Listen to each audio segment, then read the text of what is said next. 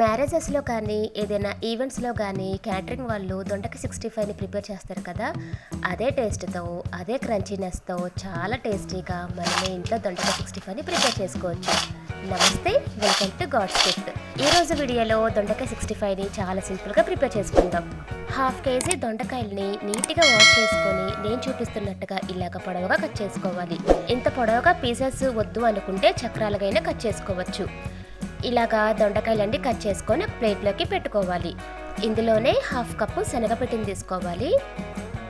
అలానే ఒక 3 to 4 spoons cornflour తీసుకోవాలి. 4 స్పూన్స్ బియ్య పిండిని కూడా వేసుకోవాలి. కొంచెం పసుపు, 1½ స్పూన్ సాల్ట్, 2 స్పూన్స్ కారం,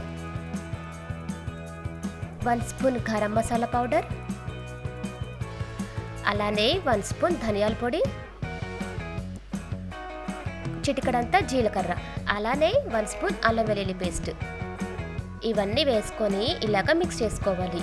ఇందులోనే ఒక 2 స్పూన్స్ మాత్రమే వాటర్ వేసుకోవాలండి. ఎక్కువ వాటర్ అస్సలు వేసుకోకూడదు. నేను జస్ట్ ఒక 2 స్పూన్స్ మాత్రమే కొంచెం వాటర్ చిలకరిస్తున్నాను అంతే. అలా వాటర్ వేసుకున్న తర్వాత మొత్తం ఇలాగా మిక్స్ చేసుకోవాలి.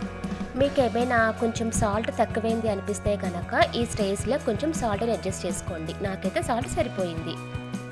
స్టవ్ వెలిగించి స్టవ్ మీద కడాయి పెట్టి డీప్ ఫ్రైకి సరిపోయేటట్టు ఆయిల్ వేసుకోవాలి. ఆయిల్ మాత్రం మీడియం ఫ్లేమ్లోనే ఉండాలండి, హై ఫ్లేమ్ అస్సలు పెట్టకూడదు. ఇలాగా దొండకాయల్ని ఇలా ఒక్కొక్కటిగా ఈ ఆయిల్లో వేసుకోవాలి.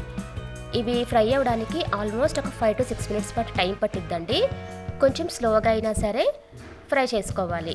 మధ్యలో ఇలాగా స్పూన్తో మిక్స్ చేస్తూ ఉండండి. చూసారా, కొంచెం మెత్తగా ఉంది కదా ముక్క. 5 to 6 minutes తర్వాత ఇలాగ ఫ్రై అవుతాయి. ఇలా ఫ్రై అయితే చాలు. ఇవన్నీ తీసి ఒక ప్లేట్లోకి షిఫ్ట్ చేసుకోవాలి. ఇవి వేగడానికే కొంచెం టైం పట్టిద్దండి అంతే. రిమైనింగ్ ప్రాసెస్ అంతా చాలా సింపుల్. మిగిలిన దొండకాయ ముక్కల్ని కూడా ఇలాగ ఆయిల్లో వేసుకుంటూ ఫ్రై చేసుకోవాలి. ఈజీగా 5 to 6 minutes టైం అయితే పట్టిద్దండి. కొంచెం మీడియం ఫ్లేమ్ పెట్టుకొని మాత్రమే ఫ్రై చేసుకోవాలి. హై ఫ్లేమ్ పెట్టారంటే మాత్రం పైనంతా మాడిపోయి లోపల మాత్రం పచ్చిగానే ఉంటుంది.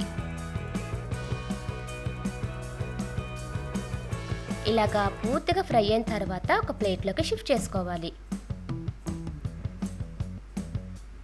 అదే ఆయిల్లో పీనట్స్ని కూడా ఇలాగా ఫ్రై చేసుకోండి. పీనట్స్ వేసుకుంటే టేస్ట్ చాలా బాగుంటుంది. ఇలాగా ఫ్రై అయిన తర్వాత ఒక ప్లేట్లోకి షిఫ్ట్ చేసుకోవాలి. అలానే ఒక 5-6 మిర్చిని కూడా ఈ ఆయిల్లో వేసుకొని కొంచెం ఫ్రై చేసుకోవాలి. ఇవి కూడా కొంచెం ఫ్రై అయిన తర్వాత ఒక ప్లేట్లోకి షిఫ్ట్ చేసుకోవాలి. అలానే కొన్ని కరివేపాకు రెబ్బలు. దొండకాయలు ఇలాగ ఫ్రై అయిన తర్వాత రెడీ చేసి పెట్టుకున్న కరివేపాకు రెబ్బలు వేసుకోవాలి. అలానే మిర్చిని కూడా వేసుకోవాలి. వేరుశనగ గుళ్ళు ఇవన్నీ వేసుకోవాలి. అన్నీ వేసుకున్న తర్వాత ఇలాగ మిక్స్ చేసుకోవాలి. అంతే అండి, చూసారా ఎంత ఫాస్ట్గా అయిపోయిందో. చాలా బాగుంటుంది. రసం పెట్టుకున్నప్పుడు కానీ, సాంబార్లోకి కానీ, పప్పులకు కానీ ఈ దొండకాయ 65 చాలా బాగుంటుంది. రెగ్యులర్గా చేసుకునే దొండకాయ ఫ్రై కాకుండా ఇలా ఒకసారి ట్రై చేయండి, చాలా బాగుంటుంది. పిల్లలకి ఒక బౌల్లో వేసి చేసినా సరే ఈజీగా తినేస్తారు. ఈ వీడియో కనుక మీకు నచ్చితే మీ ఫ్రెండ్స్కి, రిలేటివ్స్కి షేర్ చేయండి. సబ్స్క్రైబ్ చేసుకోవడం మాత్రం మర్చిపోకండి.